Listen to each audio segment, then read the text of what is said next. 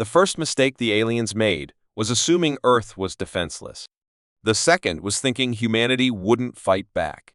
The IVRE came in silence, no grand warnings, no open displays of force. They were precise, efficient, and calculated in their approach.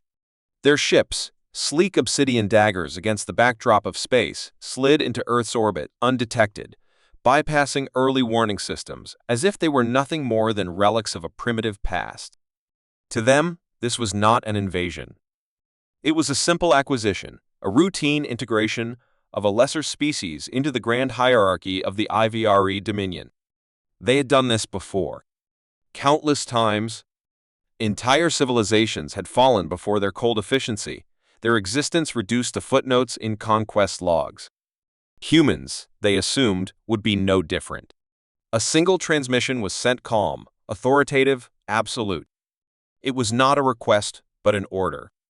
Humanity was to surrender its autonomy, its resources, its very future. Resistance, they claimed, would be futile. The response from Earth was silence. Not compliance, not panic, just silence. That should have been their first warning. As the first wave of ivory dropships descended through the atmosphere, the invaders found a world eerily quiet. Cities remained intact. Power grids were functional. But something was wrong. Where were the frantic crowds? The surrendering officials? The desperate pleas for mercy? Instead, they were met with an unsettling emptiness. Their scanning systems showed faint heat signatures, small groups of humans scattered through the buildings, waiting, watching. The IVRE, ever arrogant in their superiority, assumed it was fear that kept the humans hidden. They had no way of knowing what was really happening.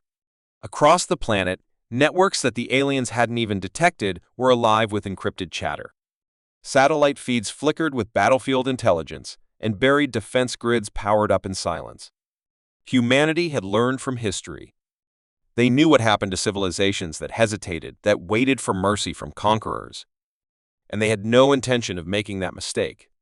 The IVRE troops moved in structured formations, their armor gleaming under the dim light of a world they thought was already theirs. Their scanners remained clear. No visible hostiles. No immediate threats. Then, without warning, the first explosion ripped through their vanguard. A cascade of fire and debris erupted from the ground, tearing through their formations before their systems could even register the attack. The ambush had begun. From the shadows of the ruined streets, hidden strike teams emerged. These weren't panicked civilians or desperate militias. These were soldiers hardened, disciplined, and prepared for exactly this moment.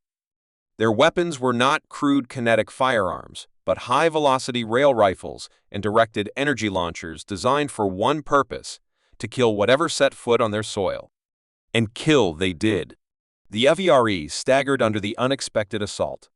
Their armor, once impervious to the primitive weapons of other species, proved useless against projectiles moving at near-light speeds. Shields designed to repel energy-based attacks collapsed under the sheer kinetic force of human weapons. Their once flawless formations crumbled as they scrambled for cover, trying to make sense of the chaos erupting around them. Orbiting above, the IVRE command watched in silent confusion. This was not the reaction of a species on the verge of submission. This was not panic or disarray. This was resistance. Coordinated, relentless, and surgical in execution. Even as their ground forces struggled, new threats emerged. Fighter squadrons, hidden within the planet's dense cloud cover, broke formation and launched devastating strikes against the descending IVRE reinforcements. Stealth drones, unseen until it was too late, disrupted enemy communication links, blinding command centers before they could issue new orders. And then, the real nightmare began. The IVRE had always relied on technological dominance. Their neural interfaces, their automated targeting systems, their advanced cybernetic enhancements, these had given them an undeniable edge in every conflict they had ever waged. But against humanity, it became their greatest weakness. Somewhere, deep within Earth's hidden command bunkers, an unseen force took control. Ally warfare systems, designed in the shadows long before the invasion, activated without a sound. In an instant, IVRE networks were compromised. Their targeting systems malfunctioned. Their encrypted data streams turned against them. Warships in orbit began to experience critical failures, navigation arrays scrambled, weapons locked onto their own fleets, propulsion systems cut out without explanation. On the ground, the chaos spread like wildfire. Vari soldiers found their armor locking up mid-battle, their own weapons refusing to fire, their commands lost in the noise of corrupted data. What had started as an overwhelming invasion force was now nothing more than a scattering of isolated, terrified soldiers cut off from their command and surrounded by an enemy that knew no fear. The humans were no longer fighting to survive. They were hunting. One by one, the IVRI fell. Precision strikes eliminated officers before they could issue new orders. Snipers, unseen and silent, took out command units from miles away. Entire battalions were lured into seemingly empty streets, only to be obliterated by carefully placed explosives. The mighty invaders, the conquerors of countless worlds, had become nothing more than prey. And as the last IVRI warship in orbit sent a desperate distress signal, one final message was transmitted back to them. "You should have left us alone." Before the signal could even be received, the ship's reactor overloaded, detonating in a silent, blinding explosion that marked the end of their once invincible fleet. The IVRE should have realized by now, this wasn't a battle. This was an execution. In the hours following their failed assault, the shattered remnants of their invasion force scattered across Earth, desperately seeking refuge. Their command structure had collapsed, their communication networks had been hijacked, and their once unshakable confidence had turned into a cold, creeping dread. For the first time in their long history of conquest, they weren't the ones dictating the terms of war. They were being hunted, and they knew it. Deep in the ruins of what was once a thriving metropolis, a Yivari tactician named Velos clutched his rifle with trembling hands. He had led planetary subjugations before, reducing civilizations to dust without ever lifting a weapon himself. That was the IVRE way: precise, calculated, effortless.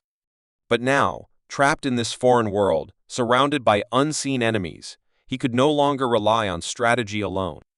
The weight of his armor felt heavier than ever as he moved through the debris, scanning every shadow with nervous, darting eyes. The humans were out there, waiting. Somewhere beneath the city, far below the crumbling skyscrapers and abandoned vehicles, a hidden command center remained operational. Behind reinforced walls, screens flickered with encrypted data, tracking every IVRE movement across the planet. A man, battle-hardened and unshaken, studied the incoming reports with an icy focus. His voice cut through the dimly lit chamber. "They're still moving in scattered groups. Standard panic response. They don't know where we are, but they know we're coming." To his right, a younger officer nodded, analyzing the live feeds pouring in from recon drones. "We let them run for now.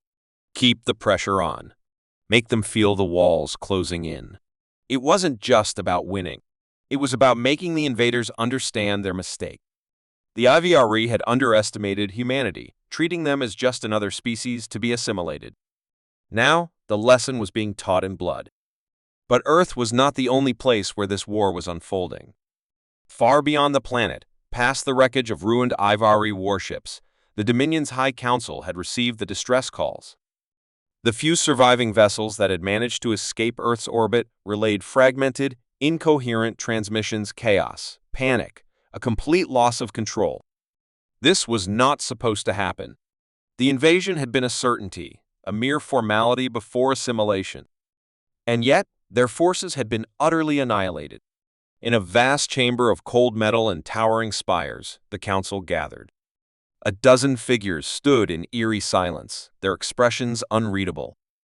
They had ruled over entire sectors of the galaxy, watching civilizations crumble before their might.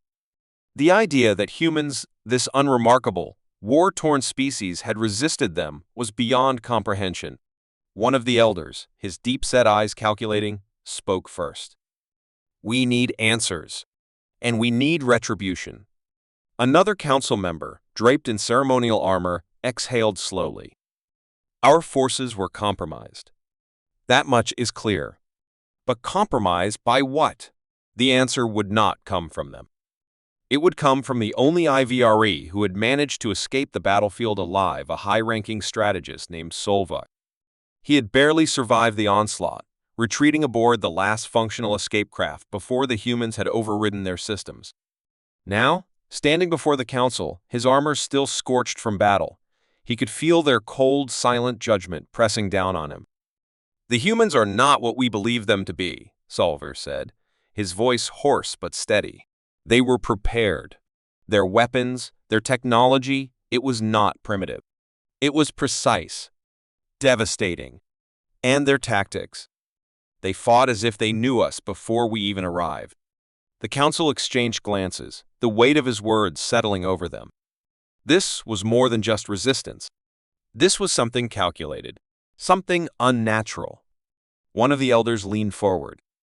"You are telling us that a species we deemed inferior had the ability to not only repel our forces but to infiltrate and disrupt our systems?" Solvier hesitated. "Yes. And there is more. Our data streams were intercepted. Our targeting systems turned against us. The humans didn't just fight us on the ground.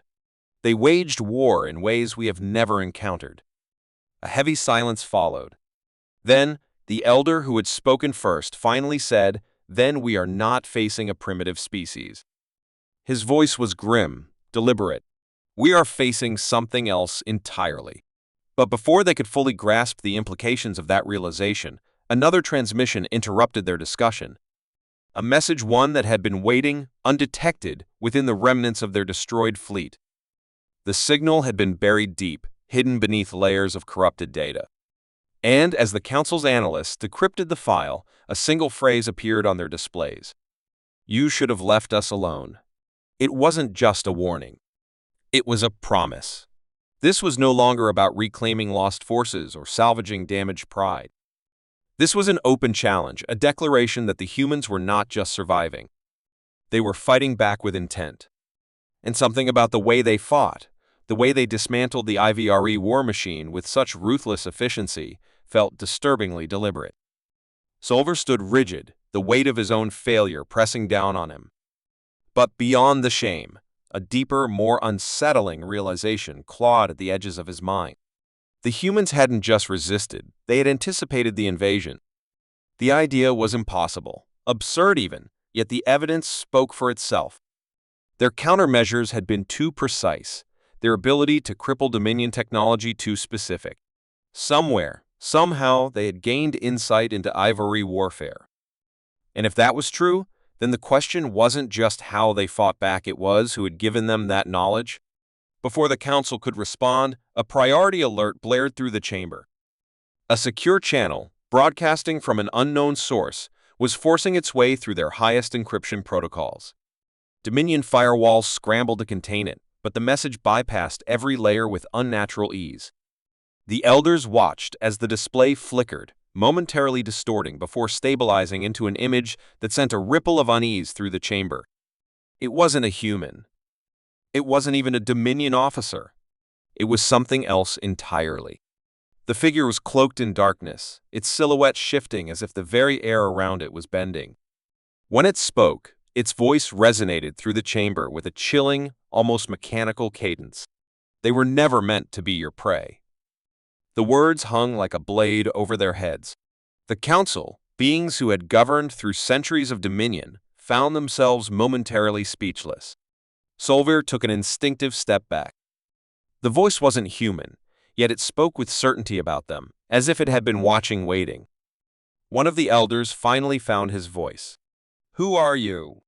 The figure remained still, the shadows around it shifting like a living void. "You call us myths. Anomalies. But we have always been here." There was something deeply wrong about the way it spoke, a familiarity buried beneath the distortion.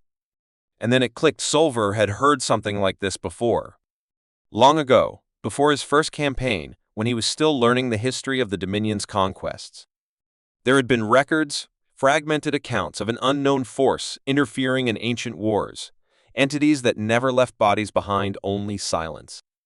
But those were dismissed as ghost stories, cautionary tales whispered among the lower ranks. The figure leaned forward, as if sensing their growing realization. You took from them. You assumed they were alone. A pause. Deliberate. You were mistaken. Then the transmission cut. For the first time in the history of the Dominion, there was no immediate response. No orders barked, no declarations of war. Just the quiet, suffocating weight of realization settling over the room. Solver clenched his fists, his mind racing through the implications. The humans had help. Not allies, not mercenaries, but something older. Something unseen. And if that was true, then the Dominion hadn't just provoked humanity. They had walked blindly into a conflict with something far worse. Far beyond the council chamber, in the dead expanse of space, Dominion fleets gathered, preparing for retaliation. They still believed they were the superior force, that overwhelming firepower and numbers would turn the tide. But unseen, just beyond their reach, something watched. Something waited. The Dominion fleets advanced with unshakable confidence, their armadas stretching across the void in disciplined formation. This was meant to be the final strike, the overwhelming force that would erase humanity's defiance and restore the natural order of their empire. Every war doctrine, every historical precedent, told them that sheer numbers and superior technology would crush any opposition. But this time, they had miscalculated something far more dangerous than they realized. As the first warships crossed into the human sector, the silence was unnerving. No alarms. No desperate transmissions. It was as if they were stepping into a battlefield that had already been abandoned. Solver stood on the bridge of his command ship, scanning the emptiness ahead with a sense of unease clawing at his thoughts. The fleet's sensors picked up scattered remnants of destroyed Dominion vessels, the wreckage eerily recent. Then, without warning, every Dominion console flickered, their encrypted systems unraveling as if torn apart from within. A pulse swept through the fleet, shutting down primary weapons and navigation systems. Panic rippled through the ranks as the realization struck them their ships had been compromised before they had even arrived. It was no ambush in the conventional sense. There was no enemy fleet waiting for them. There were no human warships visible. And yet, the Dominion was already losing. Solver's tactical officer turned, eyes wide with something bordering on disbelief. Our long-range defenses just went offline. We've lost control of the fleet's central command relay. Before he could respond, the ship's comm system activated on its own. A transmission, originating from nowhere, forced its way through. The same shadowed figure appeared once more. Only this time, the distortion was gone. The voice was clear. It wasn't mechanical. It wasn't alien. It was human. You walked into your own grave. At that moment, something changed in the void around them. The Dominion ships that had once moved with perfect coordination now drifted like marionettes with their strings cut. One by one, their engines failed. Weapons turned inactive. Communications severed. And then the unseen force made itself known. From behind dead space, human vessels emerged silent, precise, moving without the need for unnecessary theatrics. They did not announce their presence with grand speeches or futile demands for surrender. They simply executed. Swarms of attack craft bypassed Dominion shielding as if it didn't exist, striking critical systems with surgical accuracy. Capital ships targeted command centers with relentless efficiency, dismantling fleet coordination in minutes. Solver could barely process what was happening. This wasn't war, it was eradication. The Dominion had invaded, believing themselves to be superior. But the humans had never been fighting for survival. They had been waiting for this. And the ones who had helped them, the entities the Dominion dismissed as myths, had been preparing far longer than anyone realized. One final broadcast echoed through every Dominion channel before the flagship was struck by an impact that sent it spiraling. "You thought they were alone," the voice said, devoid of emotion. "Now you understand." Solver never heard the end of the message. His vision blurred as the Dominion fleet collapsed around him, their empire's most powerful armada reduced to debris in mere moments. And then, as quickly as it had begun, the battle was over. The humans didn't chase the survivors. They didn't need to. The message had been sent. The Dominion had underestimated them. and they had paid the ultimate price.